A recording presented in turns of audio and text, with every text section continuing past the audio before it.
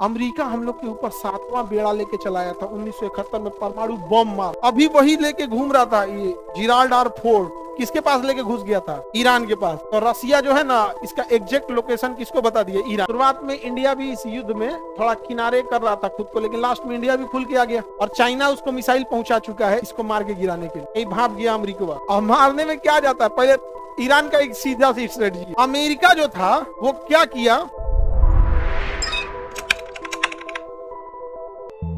श्रीलंका। देखिए ध्यान, अगला देश श्रीलंका। हिंद महासागर की रानी बोलते हैं किसे? श्रीलंका। क्योंकि हिंद महासागर में सबसे गहरा बंदरगाह श्रीलंका में। आपको जान के थोड़ा पता लगेगा, लेकिन श्रीलंका का कोलंबो बंदरगाह में बड़े जहाज आके रुक सकते हैं। इंडिया के किसी भी बंदरगाह की अभी इतनी कैपेसिटी नहीं है कि 20,000 कंटेनर वाले जहाज को अपने यहाँ डॉक कर सके। यानी बंदरगाह के मामले में, गहरे बंदरगाह मामले में कौन आगे है?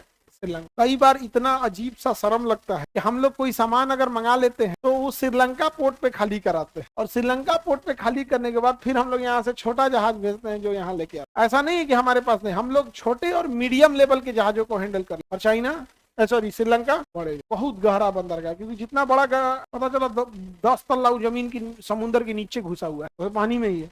अपने पेदिए लौट जाएगा उसका। अब नीचे पत्थर तो पेदिए फट गया, पानी घुस गया, टाइटेनिक 2। समझे? श्रीलंका समझ में आ रहा है? अब भारत से इसका अच्छा संबंध है श्रीलंका, लेकिन अभी गड़बड़ा गया है चाइना के प्रभाव। और यहाँ के प्रधानमंत्री बड़ा बोल्ड डिसीजन लिया। अब तो जो मालदीव, इसके ईरान के जो नौसैनिक थे उनको रोकने के लिए अमेरिका कुछ किए, वो कहे कि नहीं हम तो मदद देंगे। आगे बढ़े। शुरुआत में इंडिया भी इस युद्ध में थोड़ा किनारे कर रहा था खुद को, लेकिन लास्ट में इंडिया भी खुल के आ गया। समझे? देखिए श्रीलंका ये रहा, और ये ऐसे श्रीलंका का ये बना। श्रीलंका से जो सवाल आएगा ध्यान, श्रीलंका का सबसे गहरा बंदरगाह है कोलंबो। देखिए मिला, कोलंबो मिल गया।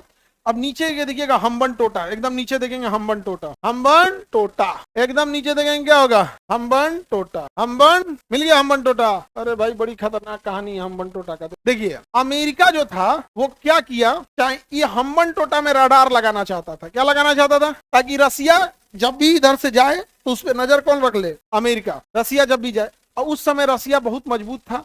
उस समय Kazakhstan, Kyrgyzstan, Tajikistan, Turkmenistan, Uzbekistan, Georgia, Armenia, Azerbaijan, Estonia, Latvia, Lithuania, Belarus, Moldova, Ukraine, ये 15 देश किसका हिस्सा थे? रूस का हिस्सा। ये सब रूस के हिस्सा में टूटे हैं। सब 1991 में टूटा है। आप में से बहुत सारे होंगे लोग 1991 के नहीं हो लोग। हम लोग के आंख के सामने ही सब आजाद हुआ है। जो जर्मनी 1989, रूस टूटा हमने के आंख के सामने 1991। अब समझो बाबू ध्यान से, रसिया का ये ऊपर का एरिया पूरा बर्फ में जम जाता है। रसिया का ये ऊपर का एरिया पूरे बर्फ में जम जाता। और बर्फ जो है वो नेवी के लिए सबसे बड़ा दुश्मन। दूर की लड़ाई में कभी भी आपकी आर्मी और एयरफोर्स काम नहीं आएगी, याद रखिए। जब भी लड़ाई कहाँ होगी? दूर में, तो आपकी आर्मी या एयरफोर्स फेल हो जाएगी। तब कौन काम आएगी? नेवी। अब आपको क्या लगता है इंडिया से ऐसे राफेल उड़ के जाएगा और यहाँ हमला करेगा? 3 बार हाँफ जाएगा, पेट्रोल खत्म हो जाएगा। एक बार भरेगा दुबई में, एक बार भरेगा जर्मनी में, उसके बाद उड़ के जाएगा यहाँ। तब तक पायलट हाँफ जाएगा, तो दुनिया को पायलट बैठते हैं उसमें, हाँफ जाएगा।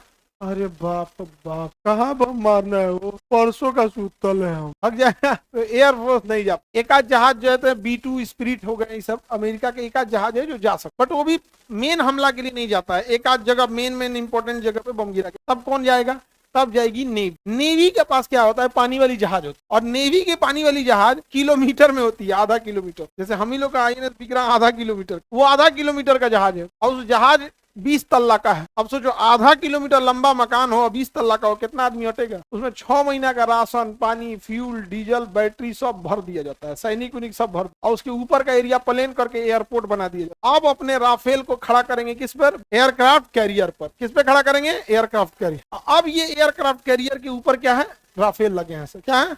अब ये जाएगा धीरे धीरे, 1 महीना में पहुंचेगा कहाँ पर? अमेरिका के पास। और इससे लगभग 150-200 किलोमीटर दूर लंगर डाल देगा। लंगर डालने का मतलब एंकर गिरा देगा कि अब वहीं पे फिक्स रहे। अब इसके बाद यहाँ से उड़ान भरेंगे सब, अब तब बम मारेंगे। अब पास आ गया, अब फिर उतर के इस पे आ जाएंगे। समझ आ रहा है? अमेरिकन नेवी के पास ये बहुत ज्यादा है। अमेरिका हम लोग के ऊपर 7वां बेड़ा लेके चलाया था 1971 में, परमाणु बम मार। इसके ऊपर अभी वही लेके घूम रहा था ये जिराल्ड आर फोर्ड। किसके पास लेके घुस गया था? ईरान के पास। तो रसिया जो है ना, इसका एग्जैक्ट लोकेशन किसको बता दिया? ईरान। रसिया एग्जैक्ट लोकेशन किसे बता दिया? और चाइना उसको मिसाइल पहुंचा चुका है इसको मार के गिराने के लिए। भाप गया अमेरिका, एकरा लेके भाग गया है। मुंह आ देगा, इस तरह पगलाया है। और मारने में क्या जाता है, पहले ईरान का एक सीधा सी स्ट्रेटजी है, पहले मारता है 200 ड्रोन, ठीक एग्जैक्ट लोकेशन पे मारेगा 200 ड्रोन। आपकी मजबूरी है मार के गिराओ इनको, नहीं तो ये जा रहा है लोकेशन पे ही। अब 200 ड्रोन के लिए आपकी जो डिफेंस के लिए मिसाइलें थी वो खत्म हो गई, उसके बाद मार देगा 100-150 मिसाइल और उसके पीछे मारेगा मेन मिसाइल। अगवाला छोड़े तो इतना ज्यादा है कि वो मरबे करेगा, क्योंकि थोड़ा छोटा है लेकिन बहुत ज्यादा है, और अगर उसको इंगेज करने में लग गए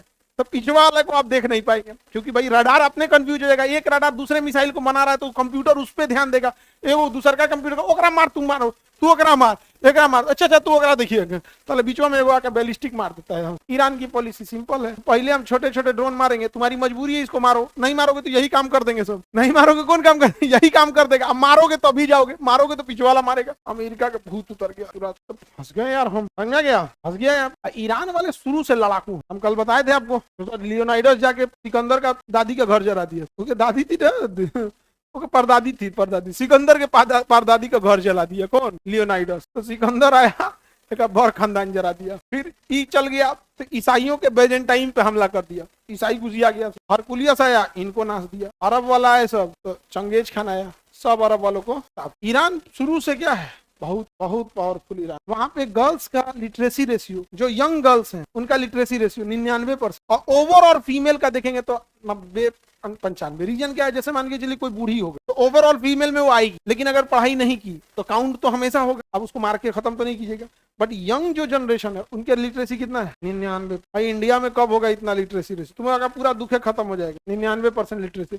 लेकिन लिटरेसी के चक्कर में तुम लोग लड़की लोग मत फंसना, ये ट्रैप है। फाइनेंस तो हमारा कम में पढ़ाते तो नौकरी दे, पैसा कम में पढ़ाओ, रख ले सर्टिफिकेट, सर्टिफिकेट रख ले, अचार डालेंगे हम सर्टिफिकेट का, हमारा बस 50,000 1 लाख का नौकरी। अरे 1 लाख का नौकरी जिस दिन गर्ल्स को मिल गया, समझ रहे हैं, एक दुबली पतली लड़की थी, और कैसे हम छोटी लड़की रहते सबको हमेशा टोक देते, खाना पीना नहीं खाती है क्या, दुबली पतली थी। वहां पे उसके फादर किसी दूसरे दुकान पर से मानी एक हेल्पर का काम करते, कपड़े की दुकान पे दिखाने वाला होता, दुकान किसी और का है, वो मालिक नहीं है, बैठा है दिखा रहा है, आप 100 को कपड़ा निकाल के 2 को पसंद किया, बेचारा उसको फोल्ड करके उसको रख, वही नौकरी करते था। वो बेचारी होम ट्यूशन पढ़ा, अभी आई थी ना मिठाई उठाई लेने के बाद, और मिठाई नहीं खिलाई थी, उसके साथ की जितना थे सब कम टोक देते थे, उसको जाके बोलना कंजूस मिठाई नहीं खिलाई, तो कहीं सर हम खिलाते ना, पापा को साथ लेके आते, आप इतना बार टोक दिए कि हमको आना पड़ गया। तो उसका सबसे खुशी क्या था, चेहरे पे खुशी बता रही, जानते हैं 84,000 आए, बात 84,000 और बहुत पैसा की बात नहीं है, बात उस लड़की को देखिए जिसके पास क्या आज 84,000, और उसके पापा 6,000 की नौकरी करते, और उसका अगला वर्ड था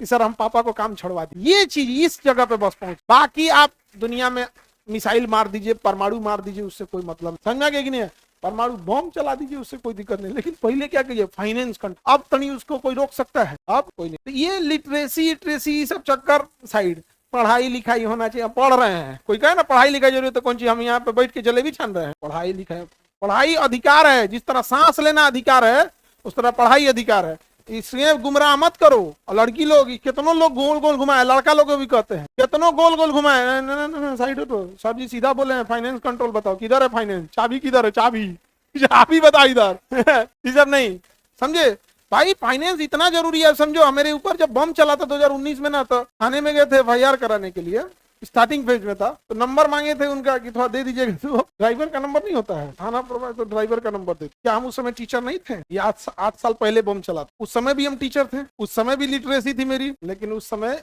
ई कम था, इसलिए नंबर की जगह किसका दिया गया था, ड्राइवर। मेरा शादी हुआ था ना, थाना में सीनियर पोस्ट पे, उनके जो ड्राइवर का हमको नंबर दिया था, हम कार्ड ड्राइवर को दिए, उनको कार्ड नहीं दिए तो बोल रहे थे ये तोरा कार्ड दिए है, हमरा ना दिए, हमको वही काम आया था। अब कोई कहे हम घमंडी हैं या कुछ भी हैं, हमें भाई मेरी एक खराबी है, हम कुछ भूलते नहीं, हमारा पिछला जन्म का बात याद तो बस हम आपको ये कहना चाह रहे हैं कि कितनों कोई गुमराह करे, कितनों गुमराह करे, बाबू बबनी लोग, always control finance, always control finance. तो फाइनेंस से टूटिएगा ना तो टूट जाएंगे। पता है 1991 में रूस टूट गया, एक गोली नहीं चली थी, रूस के पास पैसे नहीं, अमेरिका ने फाइनेंस खराब कर दिया।